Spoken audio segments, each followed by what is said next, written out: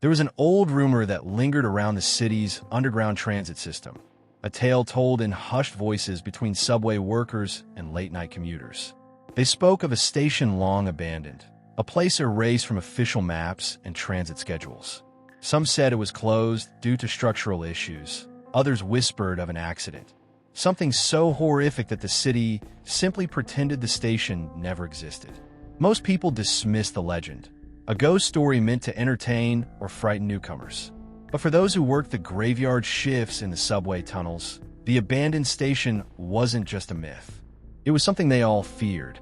Matthew was one of the few people who had ever tried to find it. He wasn't a ghost hunter, nor did he believe in urban legends. He was a journalist, drawn to the unknown like a moth to flame. After weeks of research, he had discovered scattered references to a station named Blackridge, a stop that should have connected two major lines but had been officially decommissioned decades ago. No records explained why, and no one seemed to know if it had ever really existed. That kind of mystery was irresistible. The first thing Matthew noticed during his investigation was that no one wanted to talk about Blackridge. Transit employees turned cold when he mentioned the name. Some laughed nervously, shaking their heads.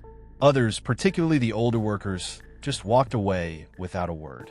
It was as if the very mention of the station had weight, something heavy and unspoken pressing against their lips. That only made Matthew more determined.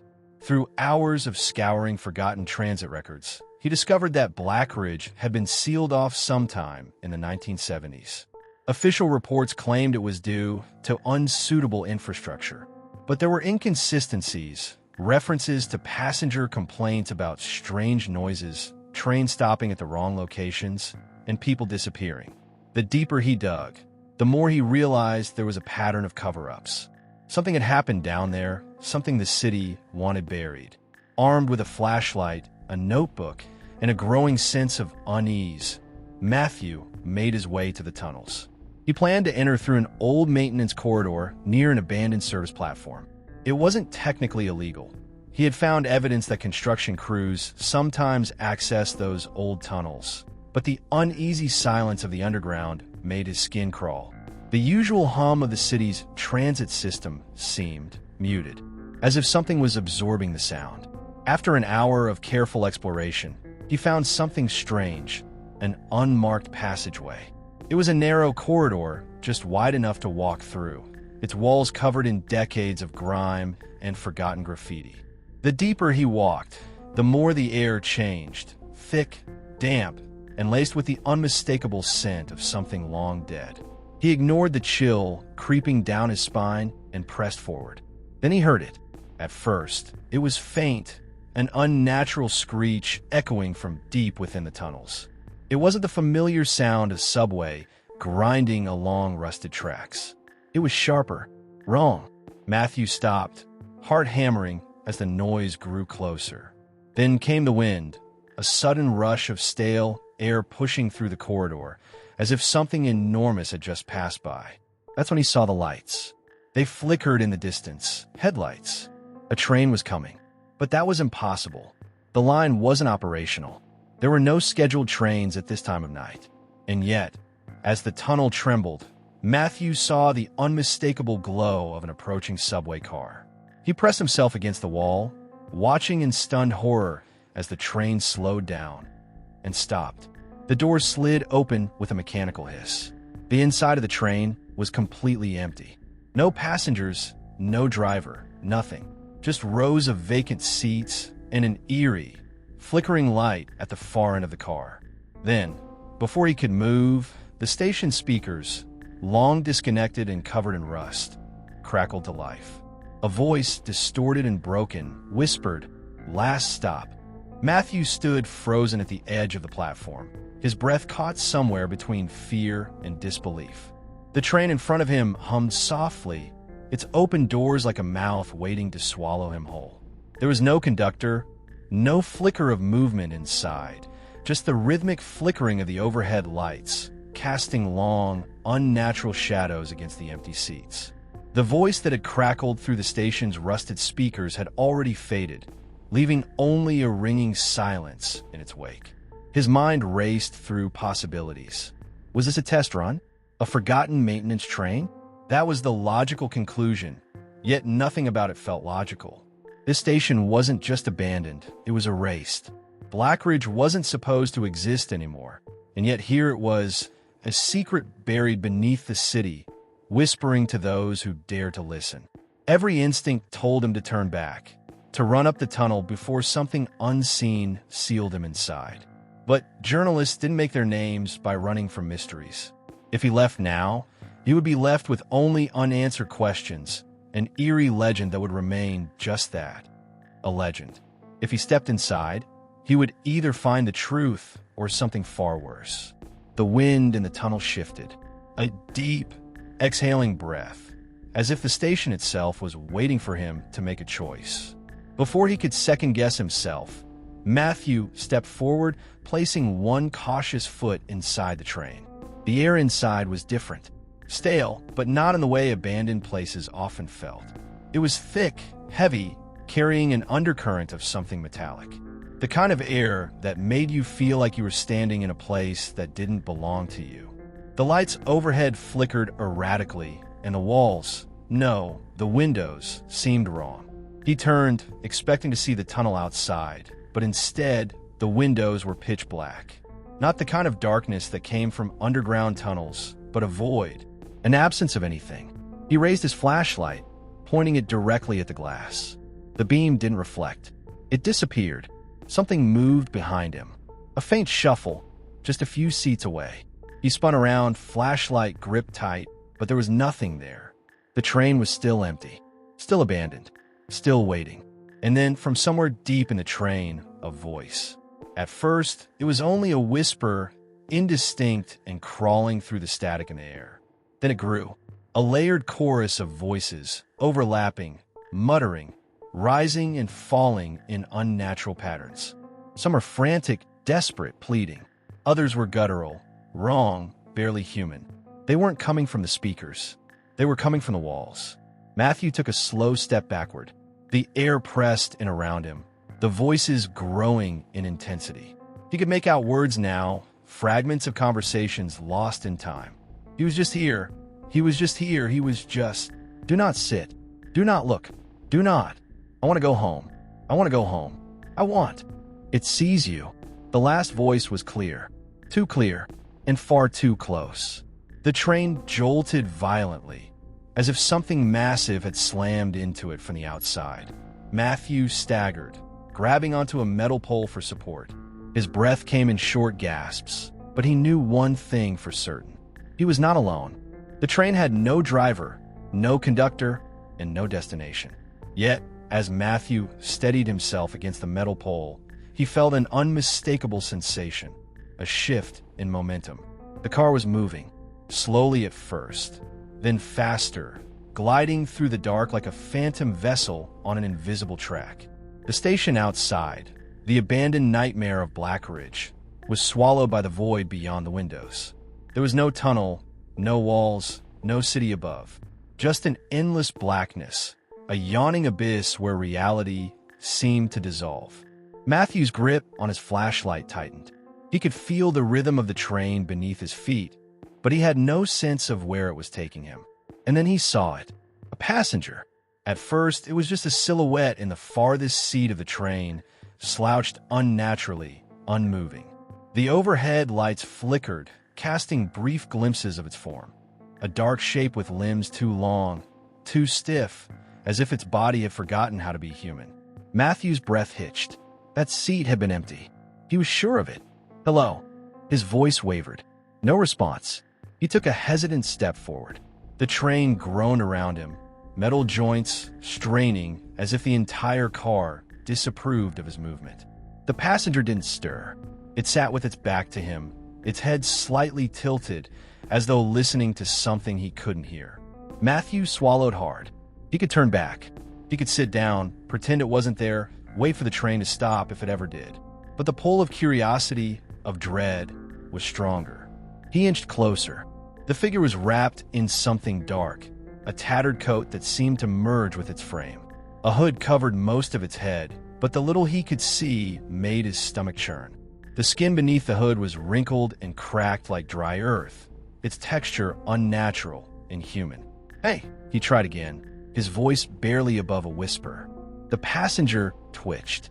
Not a full movement, just a jerk of its head, like a glitch in a broken film reel. Matthew's blood turned to ice. Every instinct screamed at him to step back, to look away, but he was rooted in place. The air inside the train thickened, pressing against his lungs.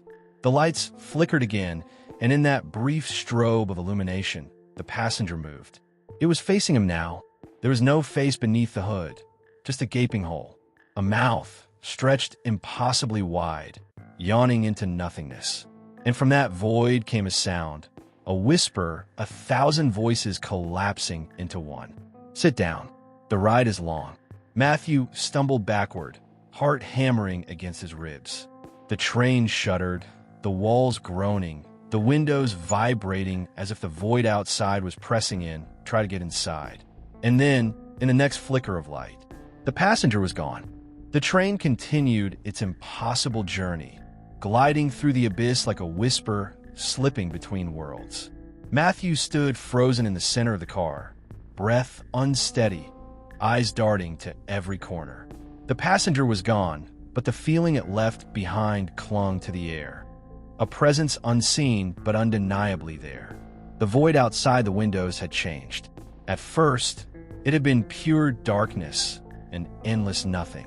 But now, faint shapes flickered in and out of view, like distant structures emerging from fog. Matthew's heart pounded as the first one became clear, a station. But not just any station. Blackridge had been erased, condemned, and forgotten. And yet, what he saw outside looked even older. The concrete was cracked, overtaken by creeping roots, its once modern tiles shattered like broken teeth. The station's sign hung by a single chain, rusted beyond recognition. The platform was empty, yet the shadows moved, shifting unnaturally, stretching toward the train as it slowed. Matthew's stomach twisted. The train was stopping. A deep, mechanical groan echoed through the car as the door slid open. The air that rushed and was cold, wrong, carrying the scent of damp earth and something more rotten beneath it. He wasn't going to step out. No chance. But then he saw the footprints. They led from the platform into the train, deep, wet imprints smeared along the floor. The pattern was strange, uneven, as if whoever had made them had been dragged. Matthew's throat tightened as his gaze followed them, leading toward the back of the car. His flashlight flickered. Somewhere down the train, past the rows of empty seats, something shifted. A shape barely visible in the dim light, hunched low. He took a shaky step forward, trying to see. The air pressed heavier against him. And then, a sudden bang. Matthew recoiled as the train lurched violently, the force nearly knocking him off his feet. The doors slammed shut, sealing him inside. The windows darkened once more, swallowing the ruined station back into the void. The train was moving again. He stumbled to one of the empty seats, gripping the armrest as he tried to steady his breath. His mind was screaming for an explanation, but logic had abandoned him the moment he set foot in Blackridge. And then, just as his pulse began to slow, the intercom crackled to life. A voice, distant and fragmented, barely audible beneath a wash of static. But Matthew could still make out the words. Next stop, St. Mercy Station. He felt the blood drain from his face. St. Mercy didn't exist anymore. It had been demolished decades ago. And yet, the train was taking him there. The train's interior felt smaller now, as if the walls had drawn inward, pressing against Matthew with an invisible force. The overhead lights flickered erratically, casting brief flashes of clarity between moments of smothering darkness. The intercom had gone silent after announcing the next stop, St. Mercy Station. A station that, by all logic, should no longer exist. Matthew's pulse throbbed in his ears. He gripped the metal pole beside him, trying to steady his breath. This isn't real. That was the only explanation. Maybe he had hit his head back at Blackridge. Maybe he was hallucinating. But the cold weight of the train beneath his feet, the sting of rust and mildew in the air, it all felt too real. Through the window, the void had shifted again, Shapes emerged from the blackness. Broken lampposts, crumbling walls, shattered glass reflecting a light that shouldn't exist. Then, through the haze of shadows, Matthew saw the station sign. St. Mercy. The platform was crowded. A mass of people, dozens, maybe hundreds, stood motionless in the dim glow of the station's few surviving lights. Their clothing was wrong, like old photographs brought to life, styles decades out of place. Some wore suits stained with dirt, others tattered dresses hanging in damp folds. Their heads tilted downward, faces obscured. Not a single one moved. The train slowed. Matthew's breath caught. The same mechanical groan echoed through the car as the doors slid open. The air from outside rushed in, thick and stale, carrying a scent that made his stomach turn. Earth and decay. And then they stepped forward. Not all at once. Not in any natural way. The figures jerked, their movements stiff, as if their bodies had forgotten how to function. A man in a ragged suit lurched forward, his foot dragging behind him. A woman in a long, ruined coat twisted unnaturally as she stepped through the doorway. Matthew pressed himself against the seat, every muscle in his body screaming for him to run. But where? There was nowhere to go. The figures moved down the aisle, slowly filling the car. Not a single one acknowledged him. They took seats, heads still lowered, hands resting limply in their laps. The train creaked under the weight of its new passengers, yet the silence remained unbroken. Matthew's mind raced. Were they real? Were they even alive? Then, one turned its head. A man near the front, his skin gray, his eyes hollow. His lips parted, but no breath escaped. The mouth stretched too wide, as if forced into a shape it was never meant to hold. And then, a whisper. It came from everywhere and nowhere. A voice like wind through dead leaves, dry and distant. It slid beneath Matthew's skin, curling around his bones. You shouldn't be here. The doors slammed shut. The train lurched forward. The passengers did not move.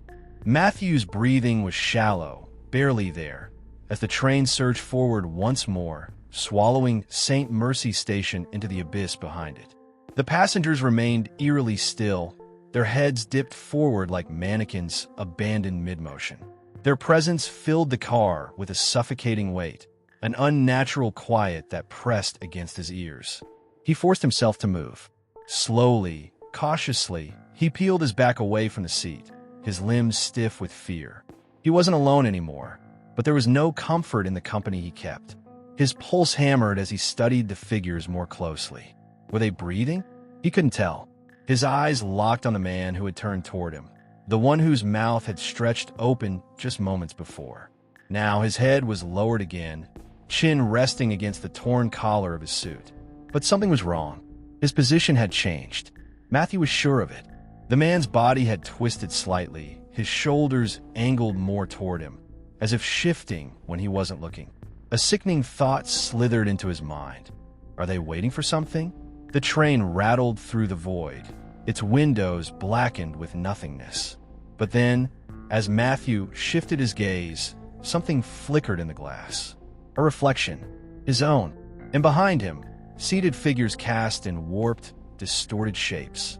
He turned his head quickly to check, but they hadn't moved. Not that he could see. A chill spread through him. His hands clenched at his sides. This isn't right. The intercom crackled again.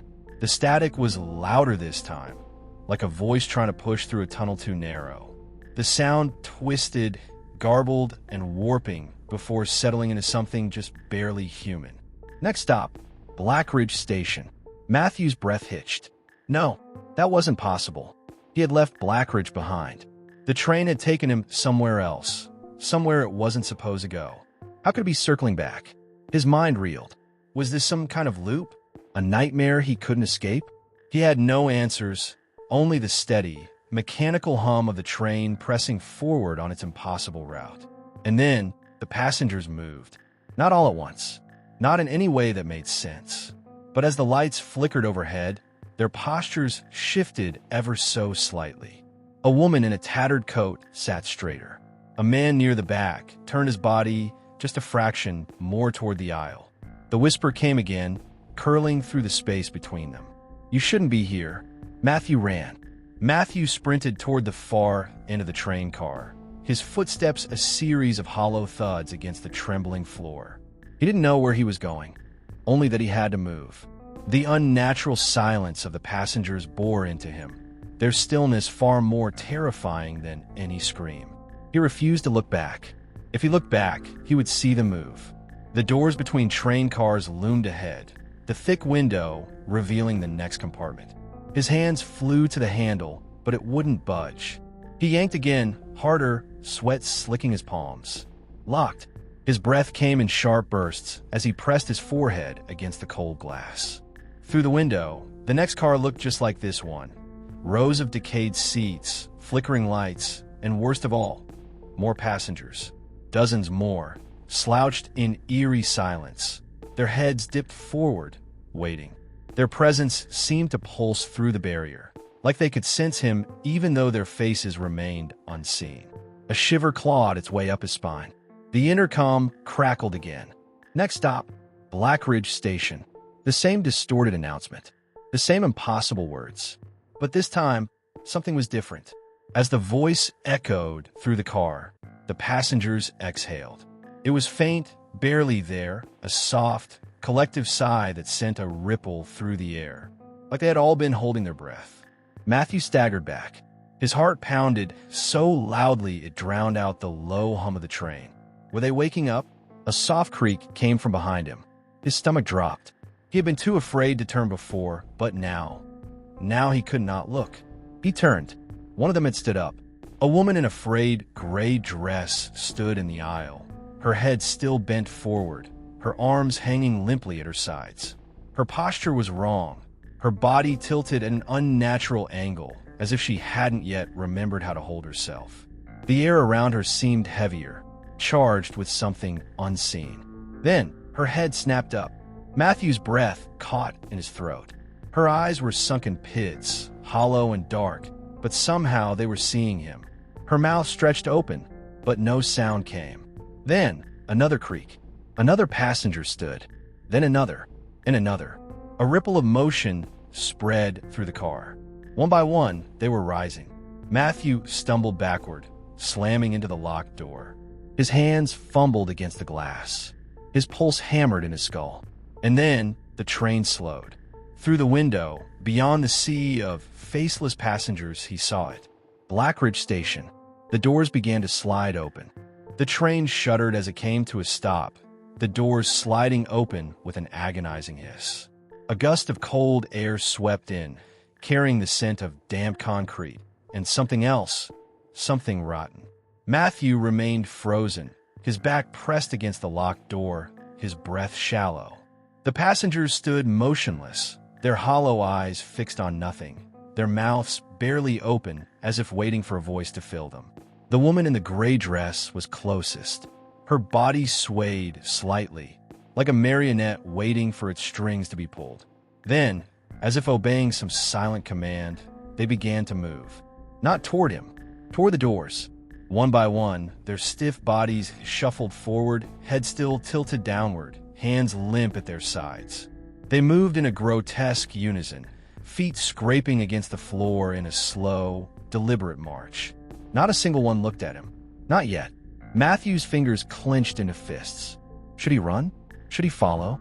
Every nerve in his body screamed for him to stay put, but something about their movements filled him with a deeper, more unsettling fear. What if they weren't passengers at all? What if they were something else? As the last of them stepped through the open doors, the lights inside the train flickered wildly. The air grew thick, as if something massive pressed against the walls of the car, something unseen but undeniably there. A whisper curled through the static of the intercom. "You should get off, too." Matthew's chest tightened. No, he shouldn't. But the voice, it wasn't the same garbled announcement as before. This voice was different. Closer. His eyes darted to the doors. The platform outside was not Blackridge Station. Not the Blackridge Station he knew, anyway. The walls were cracked and damp, covered in layers of peeling paint and rusted pipes that leaked black sludge onto the floor. The air pulsed with an electric charge, thick with static. A single, flickering sign hung from the ceiling. Blackridge Station.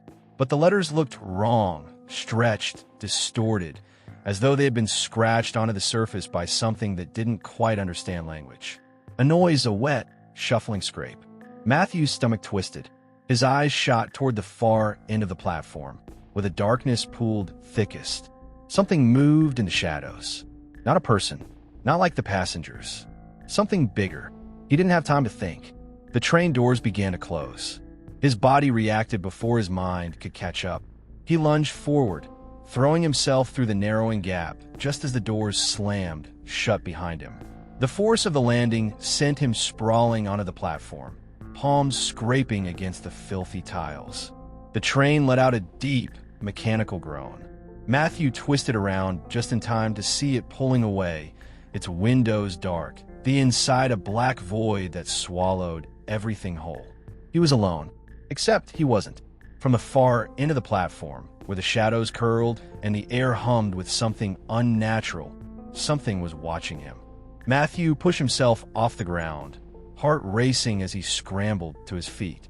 The platform felt wrong beneath him, vibrating with an unsettling energy that made the hairs on the back of his neck stand on end. He turned slowly, the instinct to flee battling against an equally strong curiosity to discover what lay beyond the veil of darkness.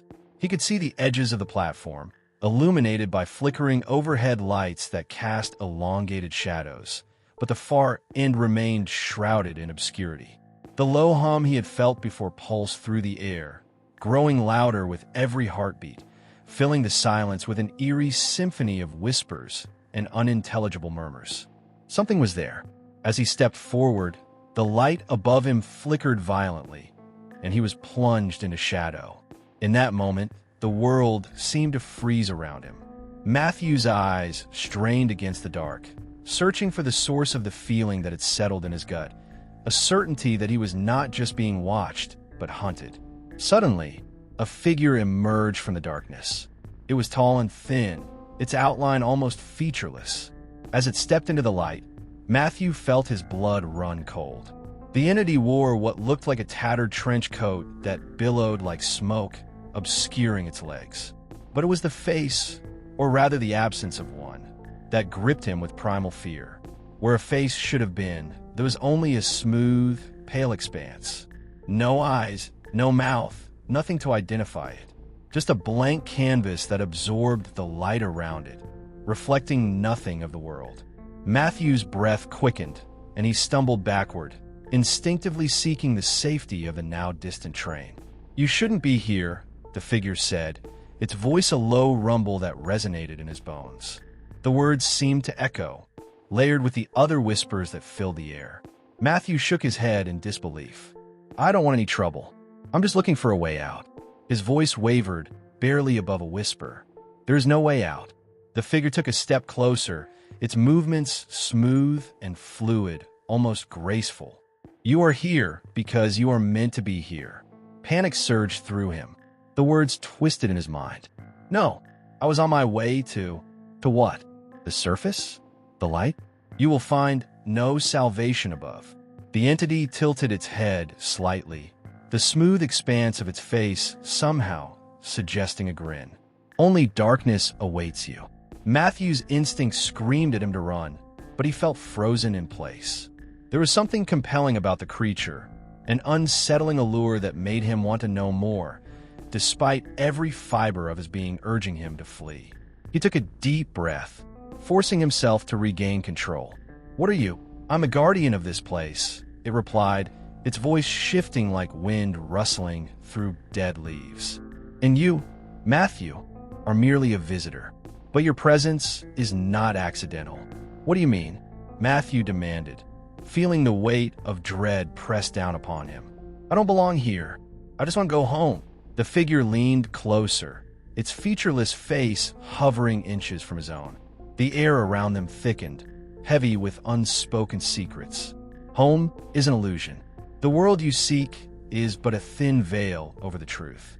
The subway holds more than mere trains. It is a gateway to the lost." The implications hung heavily between them. Matthew's heart raced as the shadows around him seemed to shift and sway. as if they too were alive and aware. He realized that this was no ordinary station. It was a realm unto itself, a liminal space where fear and the unknown converged. Before he could gather his thoughts, a sudden noise pierced the silence, a deep, rumbling sound that echoed through the cavernous space. The figure straightened, its presence becoming even more imposing. "You must choose, Matthew. Stay and uncover the truths of this realm, or flee and forever remain a prisoner of your ignorance." With that, the figure melted back into the darkness, leaving Matthew alone once more, the weight of its words heavy on his mind. He was left with a choice he had never wanted to make. The dim light flickered, and in that moment, he understood that whatever lay ahead was not just a test of courage, but a confrontation with the very essence of his fears. The echo of the figure's voice lingered in Matthew's ears as he stood alone on the platform, the weight of its words pressing down on him like an anchor pulling him into the depths of despair. He felt caught in a web of dread and curiosity, each heartbeat a reminder of the choice laid before him. The flickering lights overhead illuminated a path ahead, but the shadows loomed larger than ever, whispering promises of revelations that could shatter his very understanding of reality. A part of him screamed to escape, to run back to the safety of the surface world, to the sunlight that warmed his skin and the sounds of life that filled the air. But another part, deep within, felt an unquenchable thirst for answers. What lay behind the figure's words? What truths were buried in the darkness? With a trembling breath, Matthew took a step forward into the murky shadows, the platform stretching endlessly before him. The air grew thick, heavy with an almost tangible despair. He moved cautiously, every sound amplified in the oppressive silence, his footsteps echoing like thunder against the cracked tiles. As he ventured deeper, the flickering lights became more erratic, casting shifting shapes that danced in the corners of his vision. His mind raced with thoughts of the train and its passengers, now mere memories etched in the back of his mind. Were they all like him? Were they trapped in this realm, seeking a way out, or lost in their own despair? The questions gnawed at him as he navigated the labyrinthine platform, the boundaries of reality blurring with each passing moment. The darkness seemed alive, wrapping around him like a shroud. He noticed how the walls of the station began to pulsate subtly, as if the concrete itself was breathing. Scratches and marks marred the surface, faded messages that hinted at the lives of those who had come before him. As he leaned closer to decipher the cryptic symbols, a chill ran down his spine. They weren't just graffiti, they were warnings. Don't stay too long.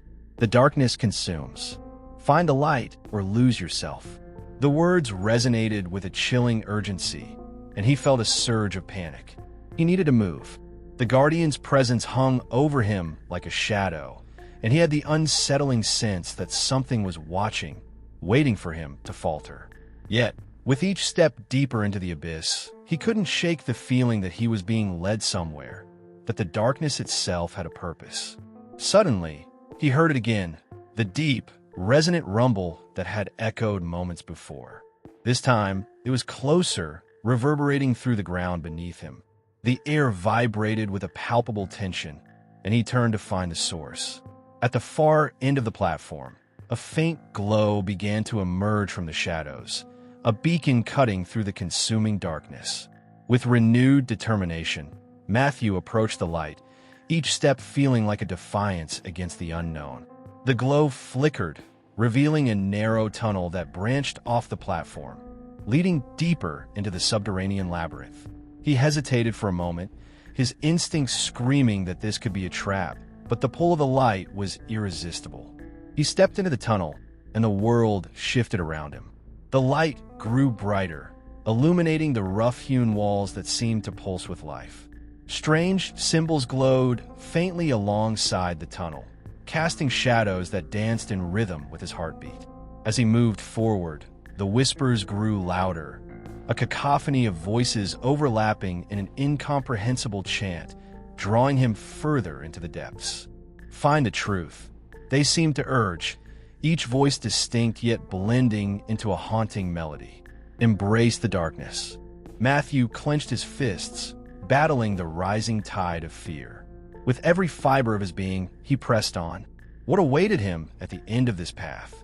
Would he find the truth he sought, or would he lose himself to the darkness that beckoned?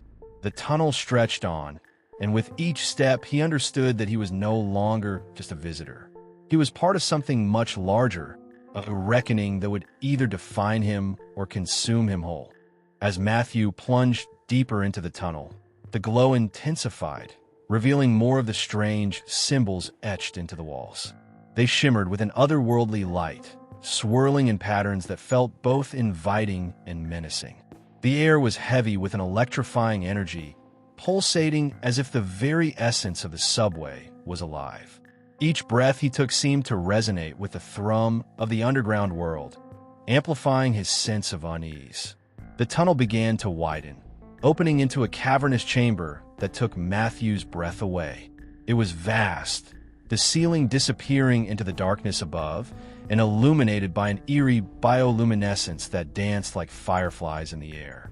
The ground was littered with remnants of the past, broken turnstiles, rusted train parts, and forgotten personal belongings scattered haphazardly, as if abandoned in a hurry. This was no ordinary subway station. It was a graveyard of memories, a sanctuary for lost souls. At the center of the chamber stood a massive, ancient-looking pillar, its surface covered in the same glowing symbols that adorned the tunnel walls. The pillar seemed to pulse rhythmically, syncing with Matthew's heartbeat. Drawn to it, he stepped closer, feeling an overwhelming compulsion to reach out and touch the cold stone. What secrets did it hold?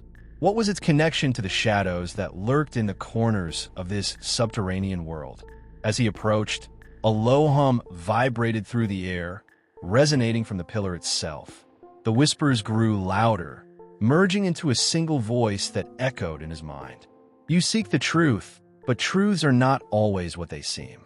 The voice was disembodied, surrounding him, yet it felt intimately close, as if it were an extension of his own thoughts. What are you? Matthew demanded, his voice trembling as he fought against the rising tide of fear. What happened here? This is the heart of the subway, the voice replied, its tone calm yet haunting. A nexus where lost souls converge, seeking redemption or revenge. You have entered a realm where the boundaries of time and space dissolve. The stories of those who came before you linger here, their fates entwined with yours. Matthew's heart raced as he processed the revelation. Stories? He had felt their presence, faint echoes of lives once lived in the shadow of the subway. But what did it mean for him? And what is my story? He whispered, the weight of the question heavy in the air. Yours is yet unwritten. You stand at the crossroads of fate. Will you choose to unveil the truths that bind you to this place? Or will you flee, forever shackled to the ignorance of the surface? Suddenly, the chamber began to shake violently. The pillar's light flickered, and the whispers morphed into chaotic screams that echoed around him. The air grew thick with a palpable dread, and Matthew stumbled back, fear clawing at his throat. What's happening? He shouted, panic surging within him. The darkness stirs, the voice warned, its calmness contrasting sharply with the chaos around him. You must decide, Matthew. The subway will not wait forever. Choose to confront your fears or be lost to the shadows. With the chamber trembling and the echoes of past souls swirling around him, Matthew felt an overwhelming sense of urgency. He could not let this moment slip away. The darkness that had consumed so many could not claim him too. Gathering his courage, he stepped closer to the pillar, determination burning in his chest. I choose to know. As he reached out to touch the stone, a blinding light erupted from the pillar, engulfing him in a dazzling glow. The screams transformed into a chorus of voices, merging into a single, powerful entity that resonated deep within his soul. In that instant, Matthew felt a connection to the subway that transcended time, a bond that would unveil the truths hidden within the darkness. The subway was not just a place, it was a living entity, and he was now part of its intricate tapestry.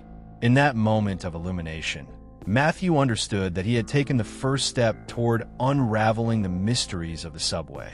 The journey was just beginning, and he was no longer just a lost traveler. He was a seeker, ready to confront the shadows that haunted him. As the blinding light from the pillar began to recede, Matthew found himself enveloped in a serene calm that contrasted sharply with the chaos that had preceded it. He blinked against the residual brightness, trying to orient himself in the cavernous chamber that now felt more like a sacred space than a haunted one. The glowing symbols had settled into a gentle pulse, creating a rhythm that resonated with his heartbeat, as if the subway itself was welcoming him deeper into its embrace. The air felt different, charged with the weight of untold stories and lost memories. As Matthew looked around, he realized he was no longer alone. Shadows flickered at the edges of the chamber, and as he focused, he could make out faint silhouettes emerging from the darkness. They were the spirits of those who had been consumed by the subway's depths, their faces contorted with emotions ranging from sorrow to anger. It was as if the subway had become a sanctuary for their unresolved issues, a limbo where their stories played out in endless loops. "Welcome, Seeker," one of the figures spoke, its voice soft yet echoing with authority. It was a woman, her translucent form shimmering in the dim light. "You have awakened the heart of the subway, and now you shall bear witness to the echoes of the past." Matthew swallowed hard, a mixture of awe and trepidation flooding his senses. "What do you mean by echoes?" he asked, struggling to find his voice amidst the emotional weight that filled the room. "What do you want from me?" "You are here to understand," the woman replied, her eyes deep pools of knowledge. "To confront the past that binds you to this place. Each of us carries a story, a fragment of a life interrupted. You must listen, for only then can you discern the truth that has eluded you." With that, the shadows began to swirl around him, weaving intricate patterns in the air. Matthew felt an overwhelming pull, a compulsion to listen as the stories of the lost souls began to unfold before him. Whispers filled the chamber, their words melding into a haunting melody that resonated in his very core. "I was a student," one voice began, heavy with regret. "I lost my way, taken by the promise of adventure. I thought I could conquer the city, but the subway was my undoing. I should have listened when they warned me. There's danger in the depths." Another voice chimed in, this one sharper, tinged with anger. "I was betrayed," it seethed, "by those I trusted. I came here to escape, to find solace, but the darkness found me. I thought I could find peace in this underground world, but all I found was despair." Matthew's heart raced as the tales continued to unfold. Each story echoed the struggles and choices of lives that had been lost, yet they also reflected his own fears and insecurities. He was a man searching for meaning, caught in a whirlwind of his own past mistakes. Each fragment resonated with his own experiences, forcing him to confront the very darkness he sought to escape. Then, as the last echoes of the souls faded into a heavy silence, the woman stepped closer to Matthew. "Do you understand now?" she asked, her voice piercing through the fog of his thoughts. "You are not just a traveler in this subway. You are part of a cycle, a bridge between the living and the lost. Your journey is intertwined with ours, and only by embracing our stories can you find your way back to the surface." "But how?" Matthew replied, desperation creeping into his voice. "How can I help you?" "You must confront your own darkness," the woman explained. "Face the fears and regrets that bind you. You cannot move forward without acknowledging the past. Only then can you break the cycle and help us find peace." As her words settled in his mind, Matthew felt a surge of determination rising within him. He had been running from his past for far too long, hiding from the very truths he needed to face. Now, in the heart of the subway, he had the chance to confront his fears and unravel the tangled threads of his own story. With the echoes of the past surrounding him, he understood that the path ahead would be fraught with challenges, but it was one he had to take. "I will confront my darkness," he vowed, his voice steady. "I will help you find peace." The woman smiled softly, And for the first time, Matthew felt a glimmer of hope amidst the shadows. He knew that the journey was only beginning, and the echoes of the past would guide him as he ventured deeper into the mysteries of the subway. Each step would bring him closer to the truths he sought and, ultimately, to the liberation of the souls that had lingered for far too long. Matthew stood amidst the swirling shadows, a mix of trepidation and resolve coursing through him. The echoes of the lost souls had awakened something deep within him, igniting a fire that had long been dormant. He was ready to confront his own darkness. The subway, with its labyrinthine tunnels and haunting memories, had become a crucible for his transformation. Now, he had to delve into the recesses of his past, where the regrets and fears lay buried, waiting to be unearthed. As the specters of the lost souls lingered, he felt their collective gaze upon him, their hopes resting on his shoulders. Each one had faced their own demons, and Matthew realized he was not alone in his journey. The weight of their expectations pressed heavily, but it also offered him the strength to confront the shadows that had haunted him for so long. He took a deep breath and closed his eyes, focusing on the memories that had shaped him, his mistakes, his failures, and the paths he had chosen. With a gentle wave of the woman's hand, the shadows began to shift, revealing a scene from his past. It was a moment frozen in time. Matthew, as a young man, standing in a cramped apartment, surrounded by familiar faces.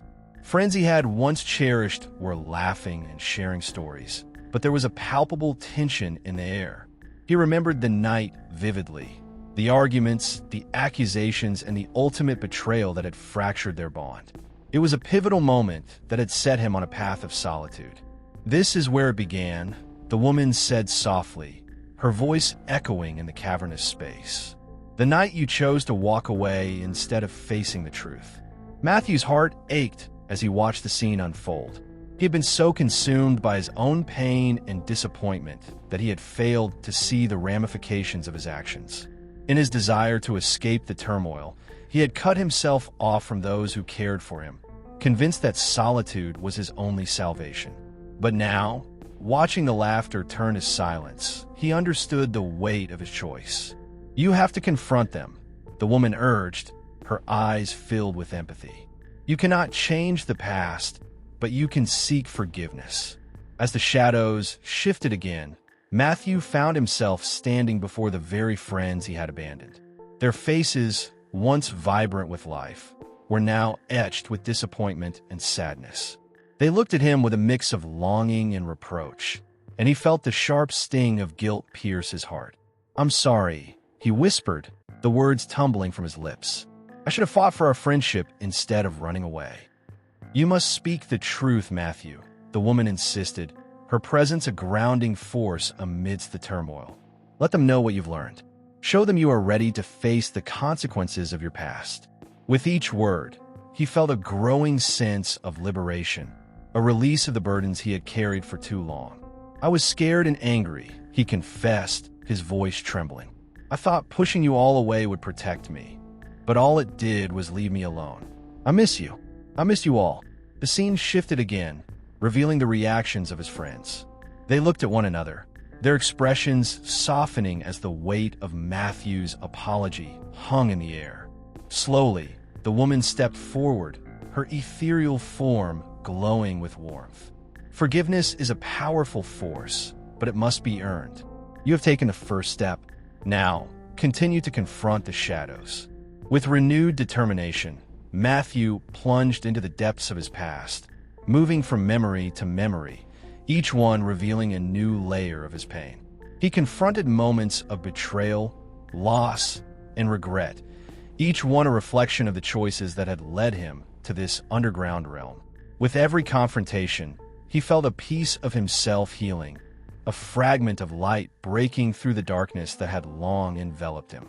As he navigated these memories, the lost souls around him began to respond. Their whispers shifted from despair to encouragement, urging him on as they recognized the transformation taking place within him. He was no longer just a seeker. He was becoming a conduit for healing, both for himself and for them. With each revelation, Matthew felt a growing sense of empowerment. He was ready to break free from the chains of his past. The subway, once a symbol of his fears, had become a path to redemption. He understood now that facing his darkness was not just about confronting his mistakes. It was about reclaiming his power and finding his place in the world. As the echoes of the past began to fade, Matthew knew that the journey was far from over.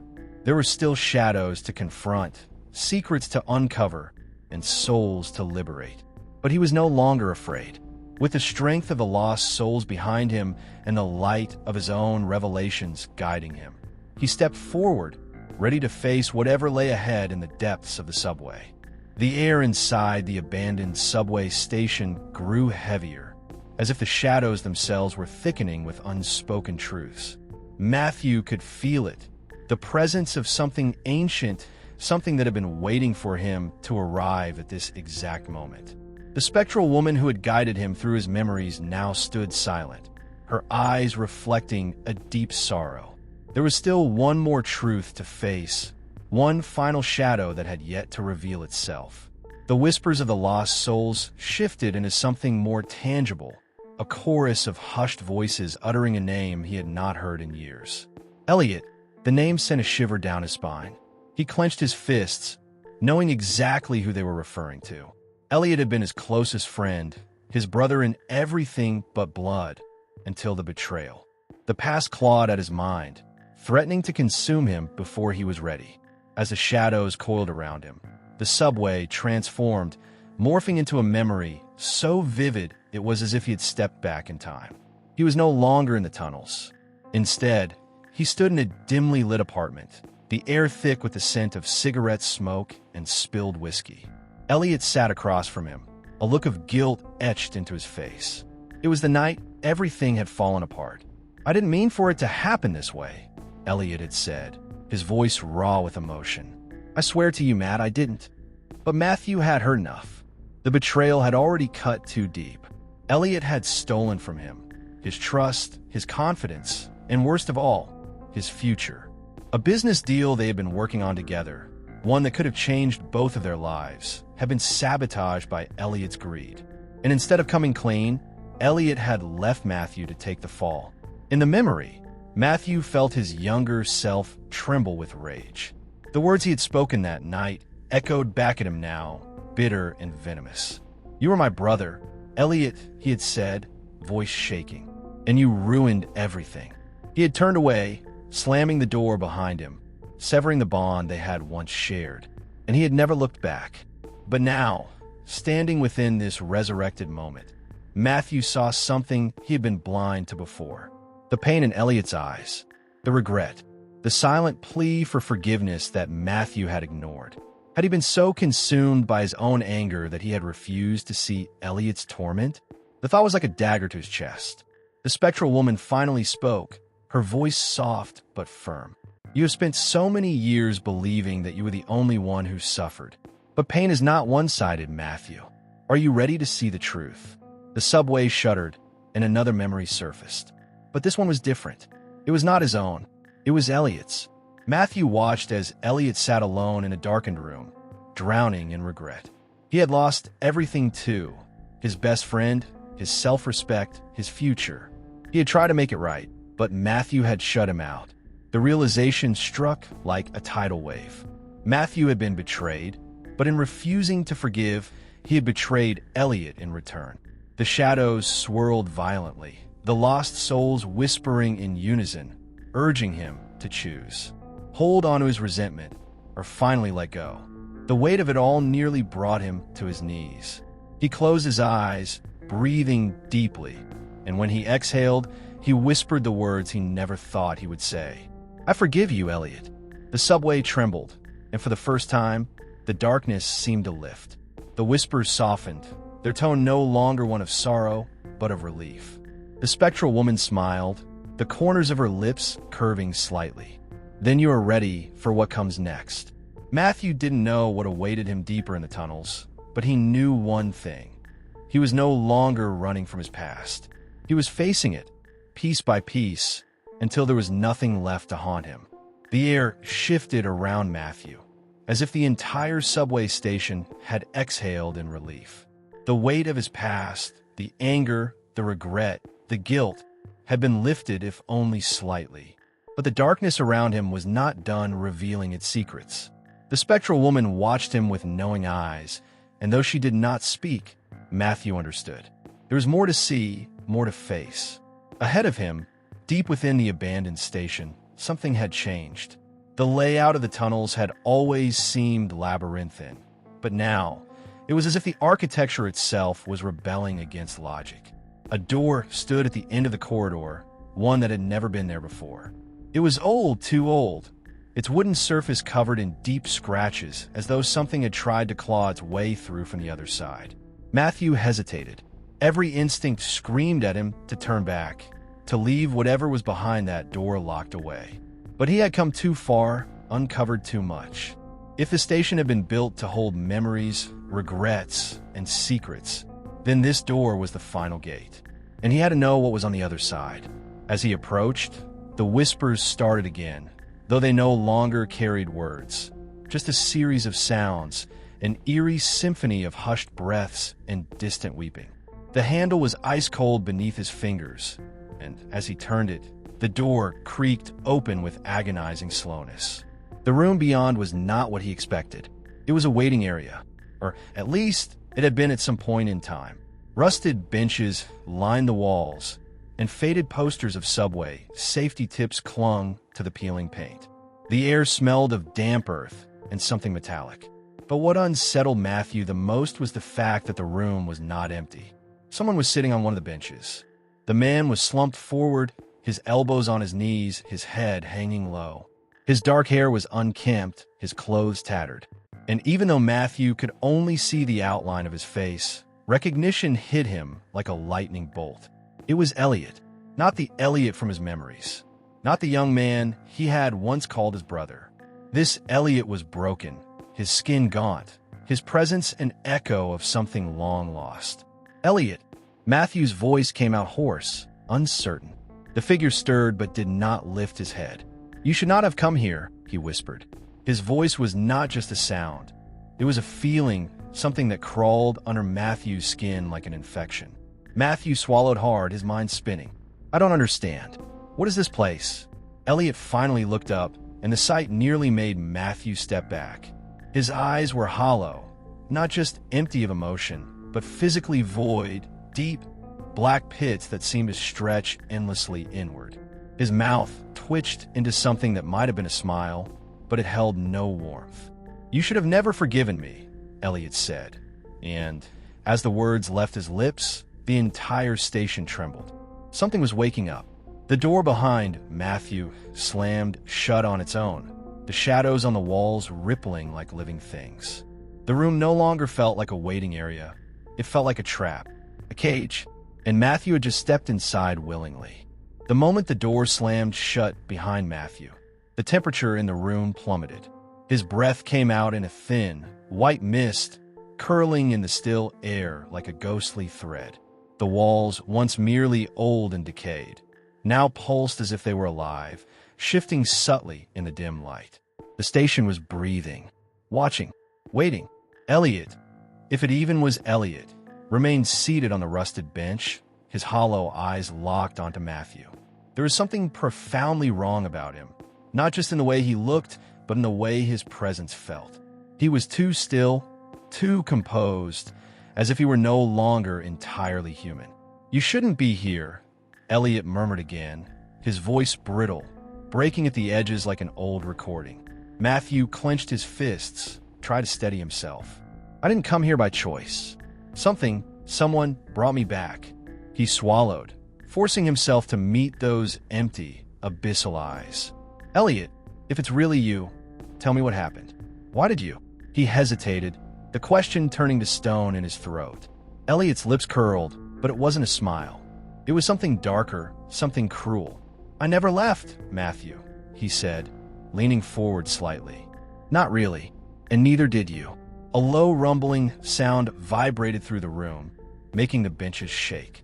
The station was reacting to their conversation, as if it had been waiting for this moment. "You don't remember, do you?" Elliot asked, He tilted his head, as if listening to something far away. "You think you left this station after I died? You think you walked away, back to your life, back to normalcy? But you didn't. You never did." The words crawled under Matthew's skin, itching at the edges of his consciousness like splinters of a memory long buried. He shook his head. "That's not true," he said, but the words felt weak, uncertain. "I left. I moved on. You were here the whole time," Elliot interrupted. "Every night. Every time you close your eyes. This place, it's been calling you back. Because deep down, you know the truth." Matthew's breath hitched. The shadows along the walls grew thicker, stretching like elongated fingers, reaching toward him. The whole room was distorting, the corners warping in and out of focus, as if reality itself was unraveling. Something was wrong. Something had always been wrong. Then, Elliot did something Matthew was not prepared for. He stood up.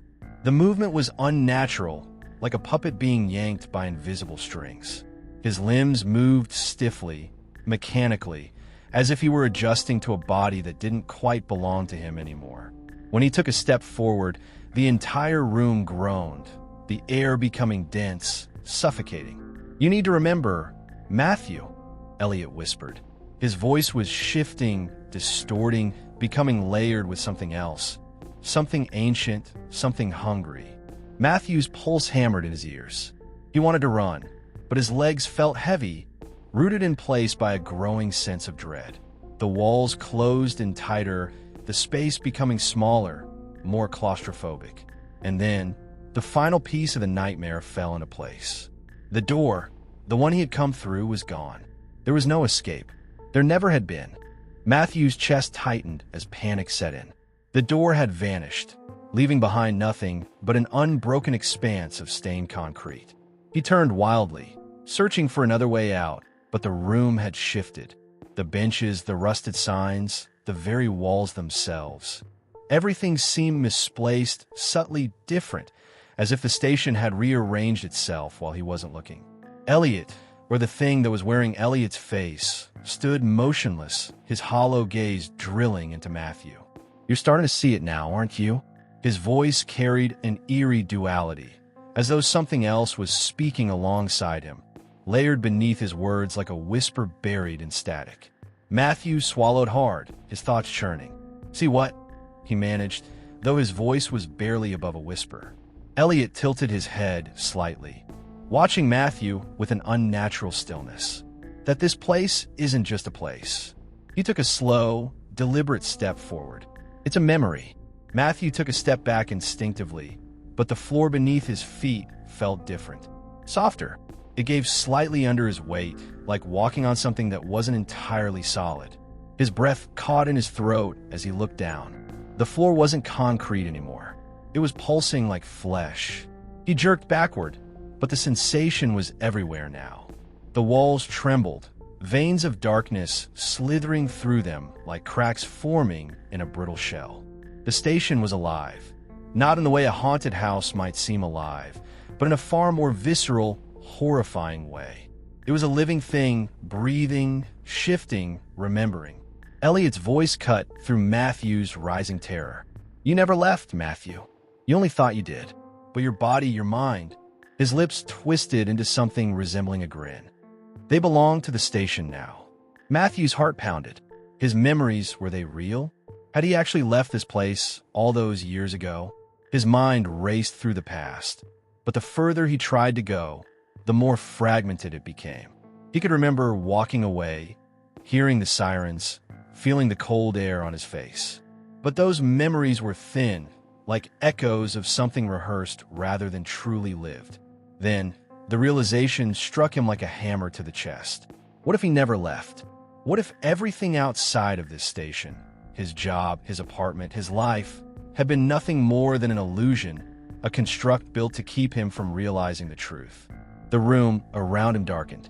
The fluorescent lights flickered wildly, casting long, grotesque shadows. The air thickened, turning almost liquid, pressing against him from all sides.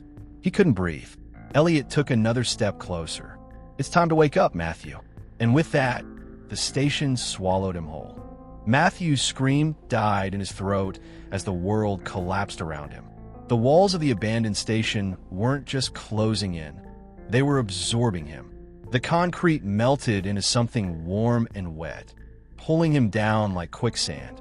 He thrashed wildly, his fingers scraping at the walls, but they had the consistency of raw muscle, stretching and twisting under his touch. He plunged downward, through layers of darkness, through a space that felt like it had no end. He wasn't falling, he was being swallowed.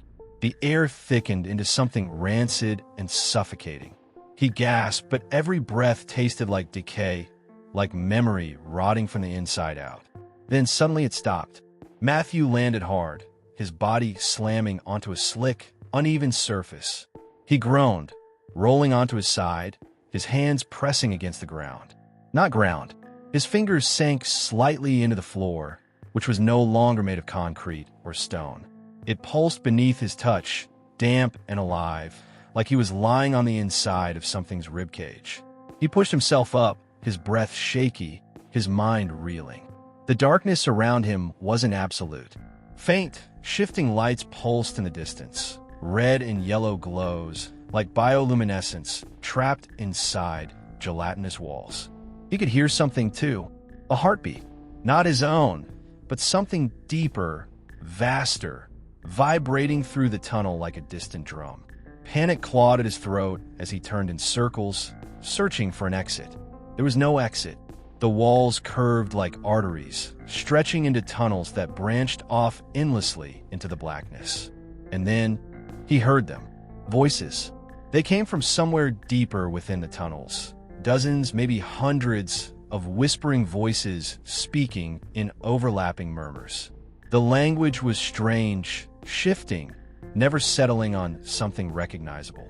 He strained to make sense of it, but the words slid through his mind like oil. Then, a single voice rose above the rest. Elliot's voice. You remember now, don't you? It wasn't coming from behind him, nor ahead. It was everywhere, seeping into his head like a thought he never invited. You've been here before. Matthew clamped his hands over his ears, shaking his head. No, he whispered. I left. I got out. The laughter that followed was low and slow, the sound of something patient and cruel. That's what we let you believe.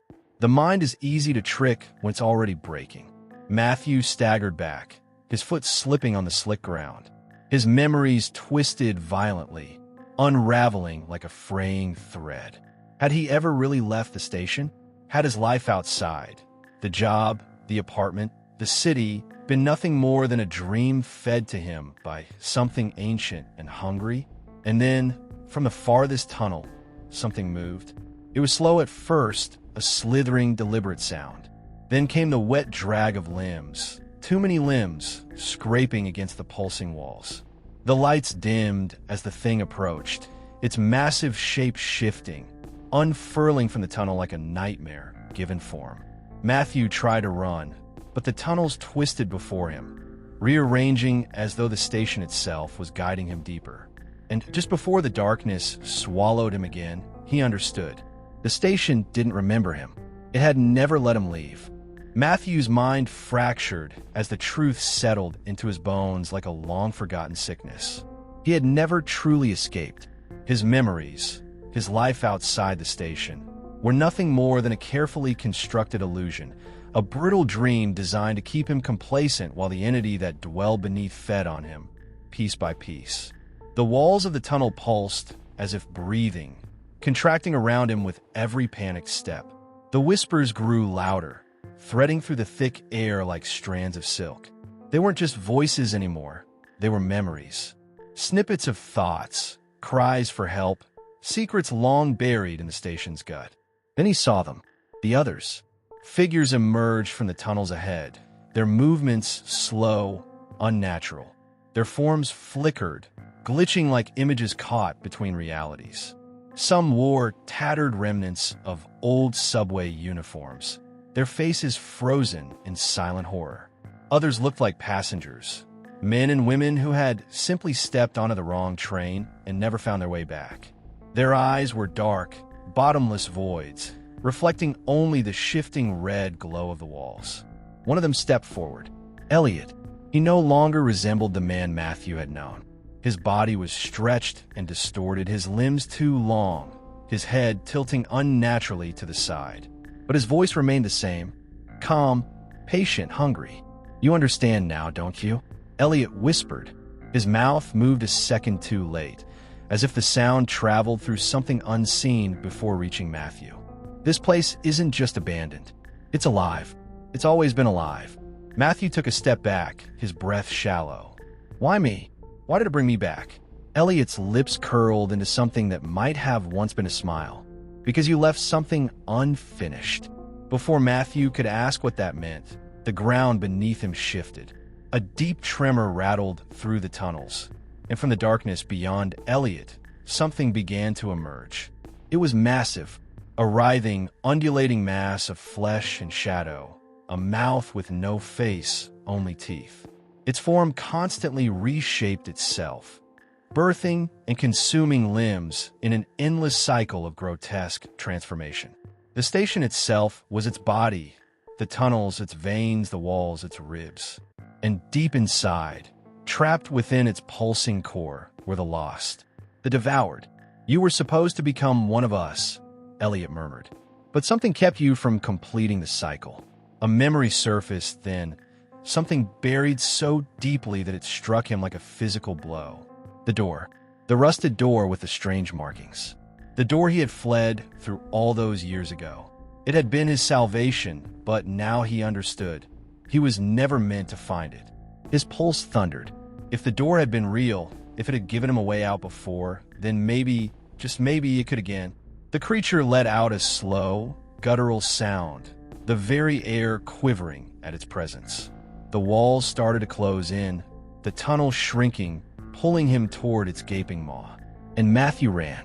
He tore through the pulsing corridors, his feet slipping on the slick, living ground. The station fought back. Walls shifted, tunnels collapsed, shadows lunged at him with clawed fingers. But he remembered. He knew the way, even if the station tried to make him forget. And then, through the shifting nightmare, he saw it. The door, rusted, ancient, covered in symbols that burned at the edges of his vision. But just as his hand reached for it, the whispers screamed, and everything went dark. Darkness wrapped around Matthew like a burial shroud. For a moment, he wasn't sure if he was still alive or if the station had finally swallowed him whole. There was no air, no ground beneath him, just an abyss that stretched in all directions. Yet, the whispers remained. They no longer pleaded or taunted. They waited. Then, with a violent shudder, light returned. Not the flickering, hellish glow of the station, but something colder, sterile, fluorescent. Matthew's breath caught. He was no longer in the tunnels. He stood on a subway platform, pristine and empty, as if he had never descended into that nightmare. The rusted, pulsing walls were gone. The monstrous entity had vanished. Even his wounds, the gashes on his arms, the bruises on his ribs, were missing. His clothes were clean, his hands steady. The overhead intercom crackled to life. Next train arriving in 1 minute. Matthew turned, his mind reeling. He recognized this station. Crescent Hollow. The same station he had first walked into, the same place he had fled years ago. But it wasn't possible. It had been abandoned, condemned. A gust of wind rushed through the tunnel as a subway train emerged from the darkness. It was spotless, its headlights cutting through the dimness. The door slid open with a soft chime. Inside, passengers sat in silence, their heads bowed, their faces obscured by shadows. He took a cautious step forward, then another, and then, just as his foot crossed the yellow safety line, he saw his reflection in the train's window. His heart stopped.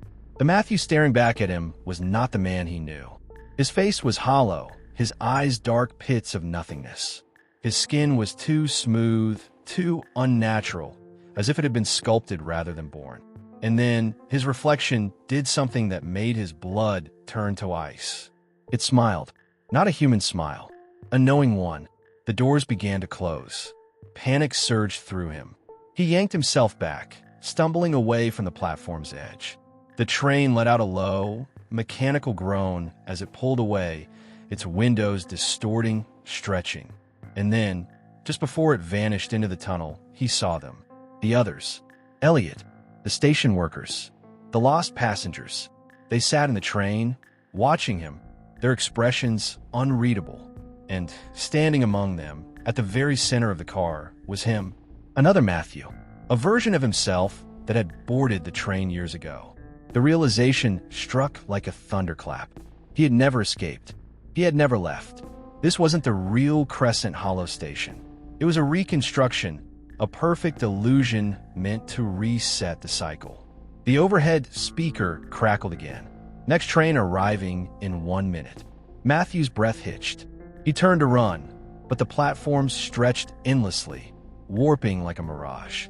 The station was shifting again, reshaping itself, trapping him in its design. The whispers returned, their voices weaving together into something cruelly familiar. Welcome back. The lights flickered. The sound of an approaching train rumbled through the tunnel. Matthew stood frozen, realizing the truth too late. There was no exit. There had never been an exit.